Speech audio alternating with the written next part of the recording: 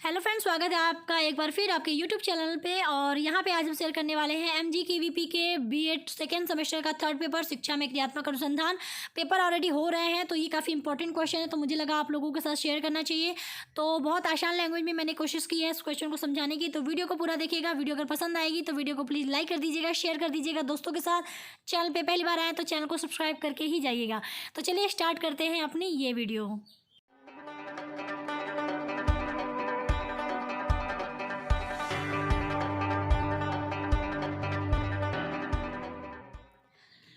तो क्वेश्चन क्या है वो मैं बता देती हूँ। तो क्वेश्चन देखिए आपको किस तरीके से पूछा है या पूछ सकता है।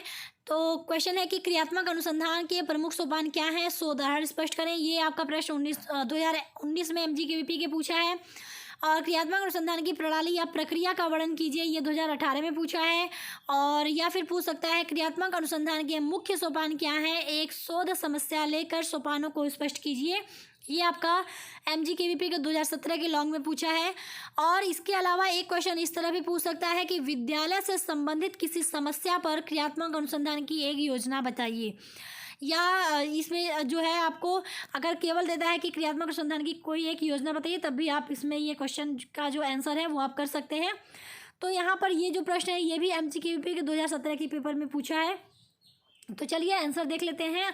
उम्मीद करती हूँ कि आपको बहुत ही आसान लैंग्वेज में समझाऊंगी और आपको आई थिंक समझ में भी आ जाएगा। तो यहाँ पर सबसे पहले हम हेडिंग डालेंगे क्रियात्मक अनुसंधान के प्रमुख चरण या सोपान या प्रक्रिया या प्रणाली। यानी कुछ भी आपको पूछता है, यहाँ प्रणाली का जो है वो भी प्रोसीजर यानी प्रक्रिया ही पूछा है, चरण भी वही होता है प्रोसीजर क्या है, और सोपान भी वही होता है कि प्रोसीजर क्या है। तो ओवरऑल क्या है कि केवल आपको बताना है कि कितने सोपान या चरण होते हैं। तो यहाँ पे आप लिखेंगे क्रियात्मक अनुसंधान में मुख्य रूप से 7 सोपानों का होना अनिवार्य है। ये एंडरसन ने बताया था, मैं आपको बता भी देती हूँ। लेकिन आपको अगर लिखना है तो लिख सकते हैं, नहीं लिखना है तो आप सीधे ये भी लिख सकते हैं इतना ही कि क्रियात्मक अनुसंधान में मुख्य रूप से 7 सोपानों का होना अनिवार्य है। ये 7 सोपान निम्नवत हैं। तो मैं एक काम करती हूँ, पहले मैं आपको 7 सोपानों के नाम बता देती हूँ और थोड़ा थोड़ा एक एक दो लाइन में इसका इंट्रोडक्शन दे देती हूँ। उसके बाद हम एक एक करके थोड़ा डिटेल में पढ़ेंगे इन 7 सोपान को। पहला हमारा है समस्या का चयन या पहचान। तो इसमें क्या होता है कि विद्यालय में बहुत सारी समस्याएं होती हैं, लेकिन हमको किसी एक समस्या का चयन करना होता है जिसका हम समाधान चाहते हैं। दूसरा है समस्या का परिभाषीकरण एवं सीमांकन। यानी अब जो समस्या हमको हम पहचान लिए हैं, अब हम उस समस्या के बारे में जानेंगे कि ये समस्या क्यों है, क्या है। यानी जो हमारी समस्या थी जो विस्तारित रूप से हम समझ पा रहे थे, अब हम उसको छोटा करके समझेंगे, यानी एक विशिष्ट रूप समझेंगे, सारांश समझेंगे उस समस्या का। तीसरा हमारा है समस्या के कारणों का विश्लेषण। अब हम इसमें जो समस्या हमारी है, अब उसके क्या क्या कारण हो सकते हैं उसको हम डिटेल में समझेंगे। उसके बाद है क्रियात्मक परिकल्पना का निर्माण। यानी जो हम समस्या जान लिए, उसके कारण जान लिए, तो अब कैसे क्या करें, यानी एक कल्पना निर्माण करेंगे कल्पना का कि हम ये करेंगे तो हमारी जो समस्या है उसके कारण जो थे वो दूर हो जाएंगे। तो ये हम केवल एक परिकल्पना करेंगे। तो परिकल्पना का निर्माण होता है इस स्टेप में। पांचवा हमारा है परिकल्पना परीक्षण का प्रारूप तय करना या रूपरेखा तैयार करना। यानी जो हमने परिकल्पना बना ली है, अब उसको कहीं ना कहीं अप्लाई करना है, एक उससे संबंधित जो क्रिया होगी वो हमको बच्चों पे करना है, ताकि बच्चे की जो समस्या है उसको हम दूर कर सकें। तो ये हमारा हो गया प्रारूप तय करना। छठा हमारा है क्रियात्मक परिकल्पना के संबंध में अंतिम निर्णय तथा उसका आधार निरूपित करना।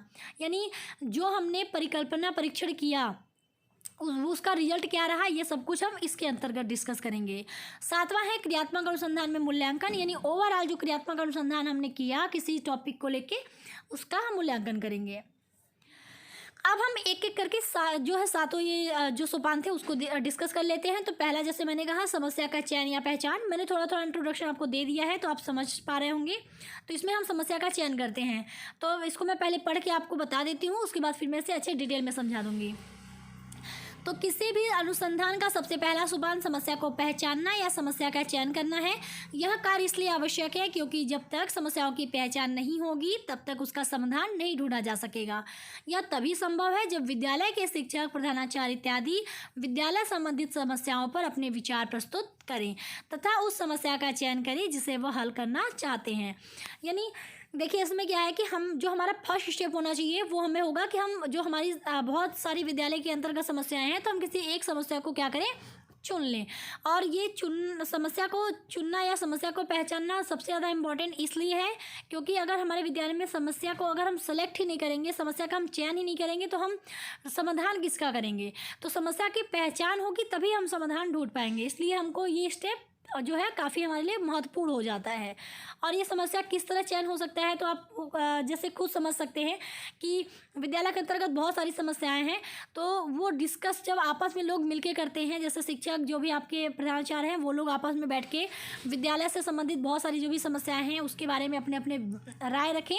फिर उन सभी के डिस्कशन के बाद कोई एक समस्या हम चयन कर लें या चुन लें जिसको हम हल करना चाहते हैं।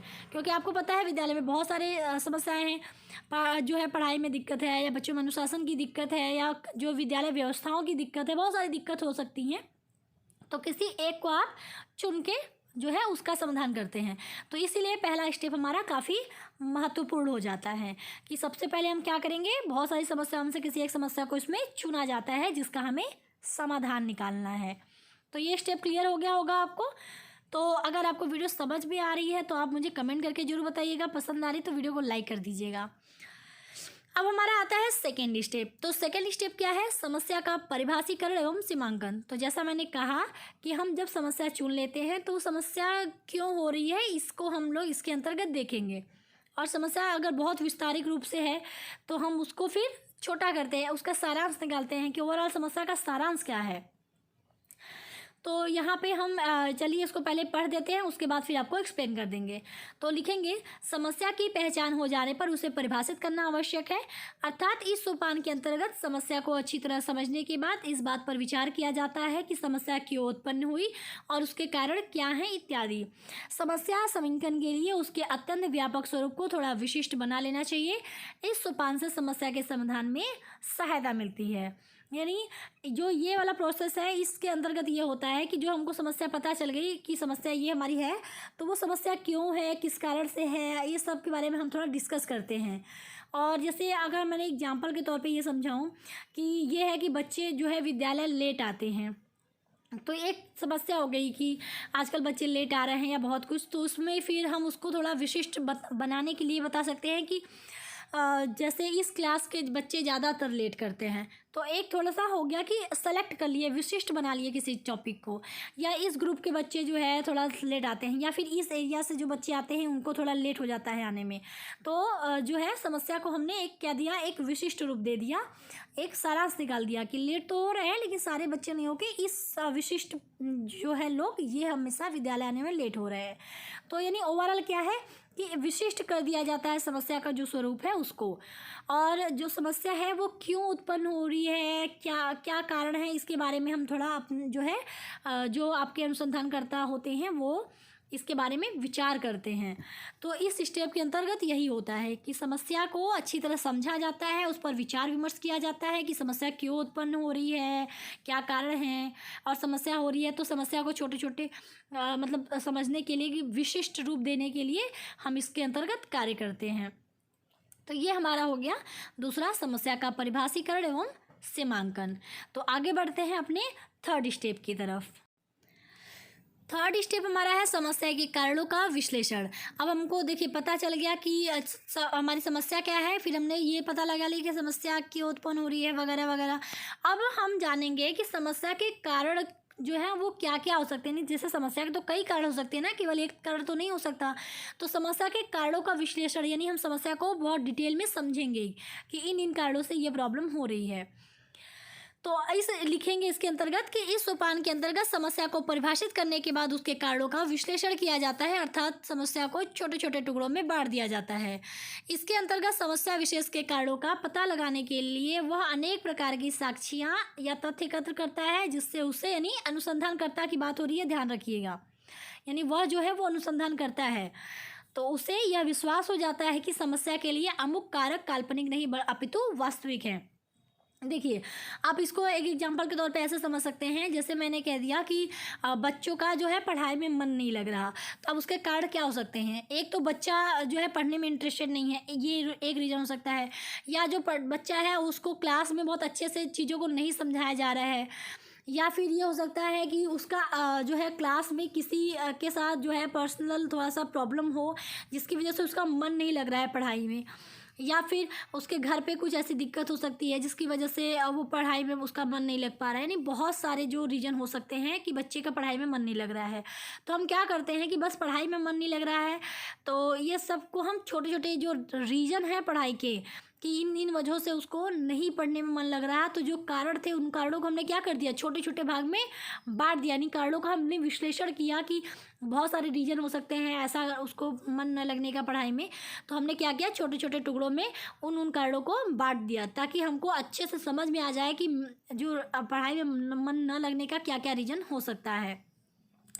और यहाँ पर जो है एक चीज़ ये भी बताया गया है कि जैसे हमने कारण जो है हमने बता दिया कि ये कारण हो सकता है, तो ऐसा ना हो कि जो हमने कारण बताया वो कारण जो है वो काल्पनिक हो, अपने मन से गढ़ दिया कि नहीं ऐसा इस वजह से नहीं पढ़ रहा होगा, या फिर इस वजह से नहीं पढ़ रहा होगा, या इस वजह से मन नहीं लग रहा है उसका पढ़ने में। तो ऐसा नहीं कि बस काल्पनिक आप कुछ भी बता दें। आप जो रीज़न बताएंगे, जो कारण जो आपका बताएंगे, वो कारण कैसे होने चाहिए, वो वास्तविक होने चाहिए। और वो वास्तविक है या नहीं, इसके लिए क्या कर सकते हैं आप, तथ्य इकट्ठा कर सकते हैं, सबूत इकट्ठा कर सकते हैं, यानी साक्ष्य इकट्ठा कर सकते हैं। तो वही चीज़ यहाँ कहा गया है कि जो समस्या थी, जो हमारी समस्या विषय जो हमने बताया कि छोटे छोटे टुकड़ों में समस्या को बांट दिया, तो हम ये उन जो कारण हमने बताए, तो हम क्या करेंगे कि उन कारणों का पता लगाने के लिए हम कुछ तथ्य यानी कुछ सबूत भी एकत्र करेंगे, जिससे कि जो अनुसंधान करता है उसे यह यकीन हो जाए कि हम ये जो रीजन है वो कैसा रीजन है, वो वास्तविक रीजन है, वो केवल ऐसी हवा में तुक्का नहीं लगाया गया है, उसका एक पर्टिकुलर या एक जो है रीजन है, सॉलिड रीजन है। तो ये चीज़ आपको ध्यान देना है। ये हमारा हो गया थर्ड। अब हम बात करते हैं फोर्थ की, क्रियात्मक परिकल्पना का निर्माण।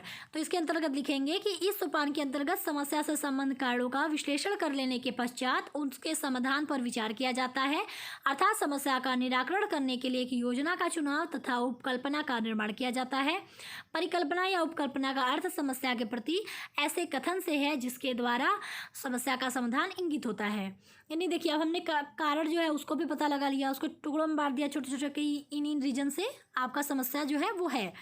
तो हम क्या करेंगे, अब हम एक कल्पना तैयार करेंगे, मतलब सोचेंगे। जैसे नहीं होता कल्पना, जैसे हम सोचते हैं नींद में जाते हैं, या फिर हम बैठे बैठे कभी कभी कल्पना करते हैं, काश ऐसा होता, काश ऐसा होता तो मैं राजा होती, काश ऐसा होता तो मैं बहुत अमीर होती, या मेरे पास गाड़ी होती, या फिर मैं यहाँ पढ़ लेती। एक सपना होता है बहुत से लोगों का, मैं ये कर लूँ, मैं वो बन जाऊँ। तो वही चीज़ है। तो हम यहाँ पर क्या करेंगे, कल्पना का ही निर्माण करेंगे, लेकिन हम अपनी समस्या जो थी उन कारणों के रिस्पेक्ट में परिकल्पना का निर्माण करेंगे। तो यहाँ पे आप जो कल्पना बनाएंगे तो क्या करेंगे कि उस कल्पना का निर्माण आप करेंगे जो जो हमारी कारण थे उसको दूर करने के लिए। तो यहाँ परिकल्पना का अर्थ यही है कि कुछ ऐसे कथन, क्योंकि जब आप लोग आपस में जैसे टीचर लोगों को कोई रीजन का समाधान देना है, तो कल्पना का निर्माण करना है, तो आप कैसे कहेंगे, आप बात करके तो कहेंगे कि सर आप ऐसे करिए तो आपकी ये प्रॉब्लम सॉल्व हो जाएगी। तो वही चीज़ है कि एक कथन होता है जिसके माध्यम से हम समस्या के कारणों को दूर कर सकते हैं। अब आती है हमारा पांचवा पॉइंट, जो है परिकल्पना परीक्षण का प्रारूप तय करना। यानी अब देखिए, हमने सब कुछ बता दिया, हमने परिकल्पना बता दी, अब हम प्रारूप एक तय करेंगे, यानी हम उसको कहीं ना कहीं अप्लाई करेंगे जो हमने प्रारूप तय किया।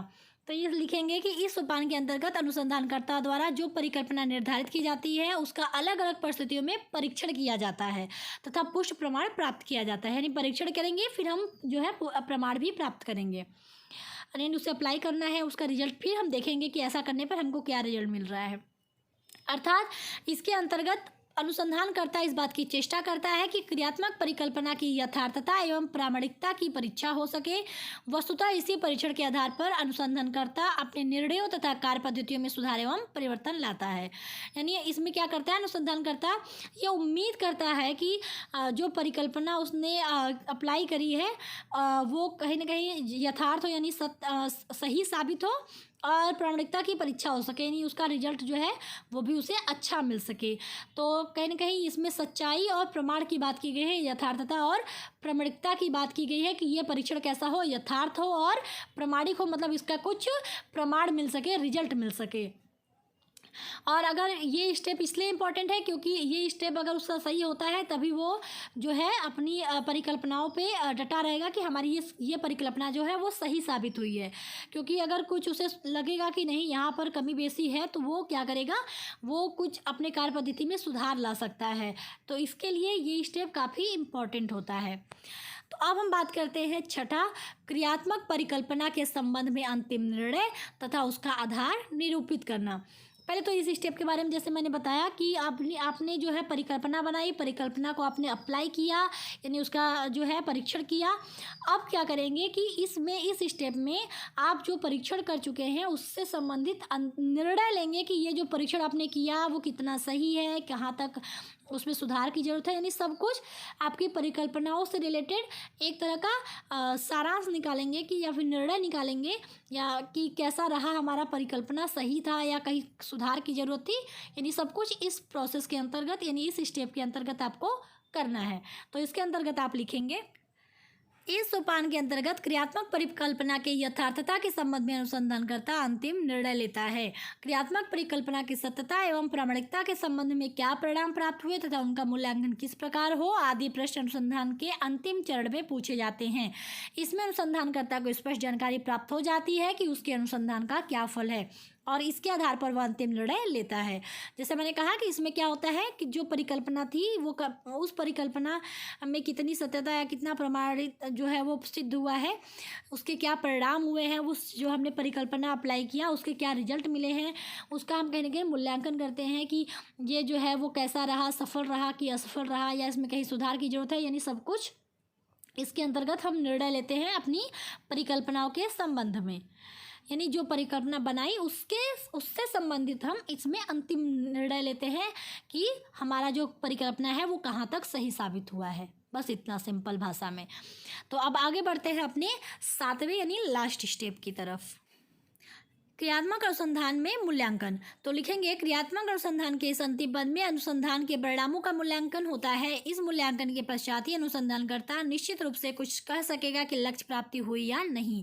इन्हीं परिणामों के मूल्यांकन के आधार पर भावी अनुसंधान योजना में आवश्यक सुधार किए जा सकते हैं। यहाँ पर एक चीज़ ध्यान दीजिएगा, अभी जो था वो पीछे आपने देखा निर्णय लेना, वो आपकी परिकल्पना जो आपने बनाई उससे संबंधित अंतिम निर्णय यानी उन परिकल्पनाओं का मूल्यांकन था। लेकिन यहाँ पर क्या है, आपने ये जो ओवरऑल क्रियात्मक अनुसंधान किया आप विद्यालय संबंधित समस्याओं को दूर करने के लिए, इसमें उसका मूल्यांकन होता है। ठीक है, तो ये कन्फ्यूजन ना रहे कि दोनों में तो मूल्यांकन ही हो रहा है। तो पहले वाले जो 6 वाला था उसमें आपकी क्रियात्मक परिकल्पना का मूल्यांकन हो रहा था, इसमें आपके संपूर्ण जो आपने क्रियात्मक अनुसंधान किया उसका मूल्यांकन होता है।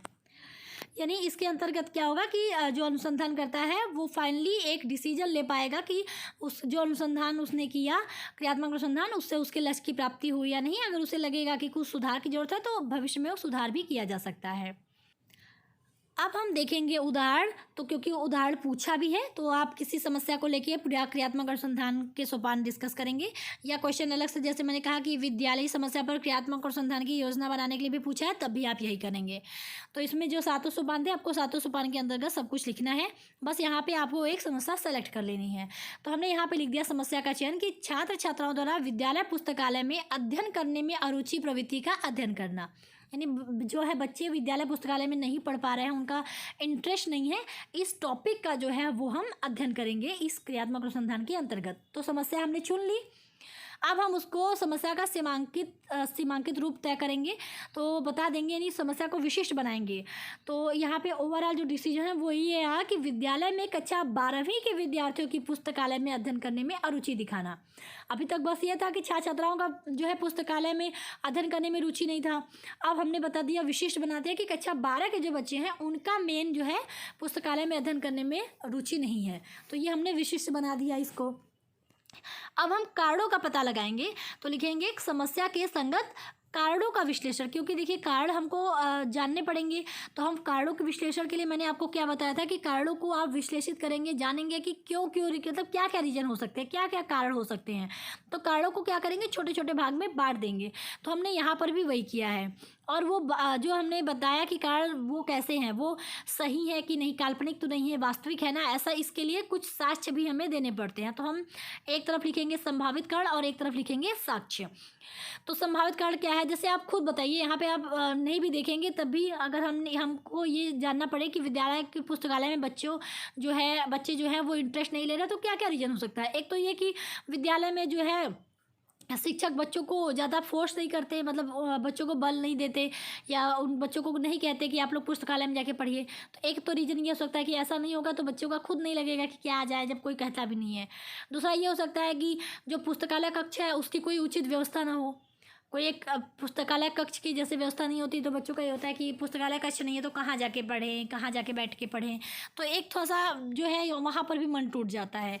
या फिर ये तीसरा रीज़न ये हो सकता है कि जैसे बच्चा चला भी गया पुस्तकालय में, लेकिन वहाँ पे वो जो पढ़ना चाहता है वो अवेलेबल नहीं है, तो ये भी अवेलेबल नहीं होगा, तो ये भी तो एक रीज़न होगा कि बच्चा नहीं पढ़ पा रहा है या उसका जो है वो इंटरेस्ट नहीं ले रहा है पुस्तकालय में जाके पढ़ने का। या फिर ये हो सकता है कि जैसे आपको सभी को पता है कि आप विद्यालय जाते हैं तो लगातार आपकी जो है क्लासेस चलती रहती हैं। कोई एक टाइम ऐसा नहीं आता कि आप खाली रहें, तो बच्चे ये सोचें कि नहीं यार ये क्लास खाली है तो इसका हम प्रयोग कर लें, इसलिए कभी कभी क्लास नहीं खाली हो पाता। तो इसके लिए ये कहा जाता है कि इस वजह से भी शायद बच्चा जो है इंटरेस्ट नहीं लेता पुस्तकालय में जाके पढ़ने का, क्योंकि कोई क्लास ही नहीं खाली रहता। थोड़ा बहुत जो भी लंच के लिए टाइम मिलता है उसमें वो लंच करेगा, थोड़ा बहुत मूड फ्रेश करेगा कि जाएगा पुस्तकालय में। तो बहुत सारे ये जो मेन रीज़न है वो मैंने यहाँ पे बता दिए, तो वही चीज़ मैंने यहाँ पे लिखा हुआ है। समाप्तकाल में जैसे पहला है शिक्षक पुस्तकालय में अध्ययन हेतु विद्यार्थियों पर बल नहीं देता, जैसे मैंने आपको बताया। तो यहाँ पे साक्ष्य क्या है, तो ये शिक्षक का अनुभव, यानी शिक्षक खुद अपने अनुभव से ये बता रहे हैं कि वाकई में ऐसा होता है कि हम लोग नहीं बल देते तो जो है बच्चा नहीं जाता पढ़ने। तो ये साक्ष्य हो गया। तो ऐसा नहीं कि हमने कल्पना बनाई है, वाकई में ऐसा है, तभी ये साक्ष्य के तौर पे हमने लिख दिया शिक्षक का अनुभव। दूसरा था विद्यालय में उचित पुस्तकालय कक्ष का अभाव, तो ये भी शिक्षक का अनुभव बताता है, यानी शिक्षक के अनुभव से ये चीज़ साबित होती है कि शिक्षक कहता है कि बच्चे शायद इसलिए भी नहीं पढ़ते, बच्चे इसलिए भी पुस्तकालय में जाके नहीं पढ़ते, ज़्यादा रुचि नहीं लेते पुस्तकालय में पढ़ने की, क्योंकि उचित पुस्तकालय कक्ष की जो है कमी रहती है, अभाव होता है। तीसरा है विद्यार्थियों हेतु पुस्तकालय में उचित अध्ययन की सामग्री का अभाव, तो ये बच्चे ही बता पाएंगे कि जैसे शिक्षक ने तो ये बता दिया कि हाँ जैसे साइंस का पढ़ना है या फिर आर्ट का कोई सब्जेक्ट पढ़ना है, शिक्षक ये कहेगा कि इसकी तो जो है किताबें अवेलेबल हैं, तो जाके आप बच्चे क्यों नहीं पढ़ते।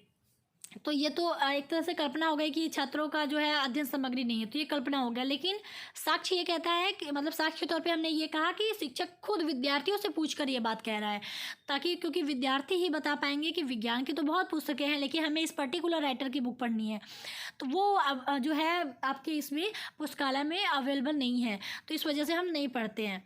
तो ये आधारित होता है स्टूडेंट के खुद के एक्सपीरियंस पे, इसलिए हमारा साक्ष्य जो है ये कंफर्म कर देता है ये पॉइंट कि ये जो है वो सही बात है। अगला हमारा है चौथा, विद्यालय में पुस्तकालय में अध्ययन हेतु कालांश न होना। जैसे मैंने कहा कि कोई क्लास ही नहीं खाली रहती, तो थोड़ा बहुत लंच के लिए टाइम मिलता है तो उसमें बच्चा पढ़ने में रुचि नहीं लेता, तो ये अध्यापक के अनुभव पर आधारित है। नहीं, अध्यापक खुद ये बात बताते हैं कि ऐसे इस वजह से भी बच्चों की रुचि जो है वो नहीं हो पाती है। तो हमने कार्ड बता दिया और कार्ड के संबंधित जो साक्ष्य हैं कार्ड से, वो मैंने यहाँ पे आपको एक तरफ लिख दिया। तो इससे स्पष्ट होता है कि ये जो कार्ड है ये वास्तविक है, ऐसा नहीं कि कोई कल्पना पे आधारित यानी कोई तुक्का मार के लिखा गया है। तो अब हम आगे बढ़ते हैं क्रियात्मक परिकल्पना, चौथा पॉइंट, यानी क्रियात्मक परिकल्पना का निर्माण था हमारा, तो वही चीज़ यहाँ पे है। तो हमने जो हमारी समस्याएं हैं यानी समस्या के जो कारण हैं, अब उनको दूर करने के लिए क्या क्या हम कर सकते हैं, हम एक कल्पना बना रहे हैं, कल्पना कर रहे हैं, तो वही चीज़ यहाँ पे है। तो वही जो चारों पॉइंट थे उसी को यहाँ पे आपको लिखना है। तो पहला वही था कि शिक्षक जोर नहीं यानी बल नहीं देता, तो वही लिखेंगे कि शिक्षक द्वारा छात्रों को पुस्तकालय में अध्ययन हेतु बल देने पर छात्र पुस्तकालय में अध्ययन करने लगेंगे। यानी अगर शिक्षक बच्चों पर ध्यान देने लगे, बच्चों को कहे, बल दे उन्हें जाके पुस्तकालय में पढ़ने की, तो खुद ब खुद बच्चे जो है पढ़ने लगेंगे। तो ये हमने कल्पना बना ली पहले पॉइंट के लिए। दूसरा था कि जो पुस्तकालय कक्ष की व्यवस्था वाला पॉइंट, तो यहाँ लिखेंगे कि विद्यालय में पुस्तकालय कक्ष की सही व्यवस्था करवाकर छात्रों में पुस्तकालय में अध्ययन की रुचि विकसित की जा सकती है। यानी अगर पुस्तकालय कक्ष सही हो जाए तो बच्चे शायद रुचि लेने लगेंगे, तो एक कल्पना हमने ये बना ली। तीसरा है पुस्तकालय में उचित अध्ययन सामग्री की व्यवस्था करवाकर छात्रों में पुस्तकालय में अध्ययन की रुचि विकसित की जा सकती है। यानी तीसरा पॉइंट हमारा क्या था कमी में, कि जो है अध्ययन सामग्री की व्यवस्था सही से नहीं होती, शायद इसलिए नहीं लेते बच्चे रुचि। तो हम एक कल्पना बना सकते हैं कि हम अध्ययन सामग्री की जो है व्यवस्था करवा दें, तो हो सकता है कि बच्चे जो है रुचि लेने लगे। चौथा था पुस्तकालय में अध्ययन हेतु विद्यालय में कालांश लगवाकर भी छात्रों में पुस्तकालय में अध्ययन हेतु रुचि विकसित की जा सकती है। यानी हम एक क्लास ही बांट दें, जैसे कि सेकेंड क्लास जो है इस क्लास के बच्चे सेकेंड क्लास में जाके पुस्तकालय में पढ़ेंगे, ये उनका जो है पुस्तकालय में जाके पढ़ने का टाइम है। तो एक कालांश अगर बांट दें तो जो है हमारी जो है ये जो प्रॉब्लम था वो कहीं ना कहीं दूर हो सकती है। तो हमने एक कल्पना जो है वो तैयार कर ली है कि ये करने पर ऐसा हो सकता है कि हमारी समस्या के जो कारण हैं वो दूर हो जाएंगे। तो परिकल्पना निर्माण आपने देख लिया। तो अब हम आगे बढ़ते हैं 5वें पॉइंट की तरफ। 5वां पॉइंट हमारा है क्रियात्मक अभिकल्प या परिकल्पना परीक्षण का प्रारूप तय करना। ठीक है, तो अब हमने क्या कहा, इसमें हम क्या करेंगे, जो है परीक्षण करेंगे। जो हमने कल्पना बनाई उसका हम वास्तविक तौर पे कहीं ना कहीं परीक्षण करेंगे। तो इसमें लिखेंगे कि क्रियात्मक परिकल्पना का परीक्षण करने के लिए तैयार किए गए क्रियात्मक अभिकल्प को निम्न ढंग से लिखा जा सकता है। यानी जो हमने कल्पना बनाई है उसका परीक्षण करने के लिए कुछ हम इस तरह से जो है कार्य कर सकते हैं। तो हमने यहाँ पे 4 जो है आपने देखा 4 भाग में डिवाइड कर दिया है। उसमें आप लिखेंगे क्रियाएं, यानी जो हमने कल्पना की है उसके लिए हम क्या क्या क्रिया कर सकते हैं। तो पहला जो क्रियाएं लिख देंगे जो प्रारंभ करनी है, यानी जो क्रिया में प्रारंभ करनी है उसका कॉलम बना लेंगे। दूसरा होगा विधि, यानी कौन कौन सी विधि से हम ये क्रिया कर रहे हैं। तीसरा होगा सामग्री और चौथा होगा अवधि। तो यहाँ पे जो पहला क्रिया हम करेंगे कि पहले हमने बताया परिकल्पना हमारी यही थी ना कि शिक्षक बच्चों पे बल देगा पुस्तकालय में जाके पढ़ने की। तो वही चीज़ है कि ऐसा तो नहीं कि टीचर धक्का मार के बच्चे को पुस्तकालय में भेजेगा, ऐसा तो टीचर नहीं करेगा। बच्चों में रुचि लाना है तो जोर ज़बरदस्ती नहीं कर सकते। तो टीचर बच्चों में रुचि आए इसके लिए वो क्या कर सकता है कि पुस्तकालय के बारे में बच्चों को जानकारी देगा, कि महत्व बताएगा पुस्तकालय का, ताकि बच्चों में भी इंटरेस्ट आ सके पुस्तकालय में जाके पढ़ने की। तो वही लिखेंगे। इसमें क्या क्रिया हम करेंगे कि शिक्षक छात्रों को पुस्तकालय के बारे में जानकारी देगा तथा उसका महत्व बताएगा।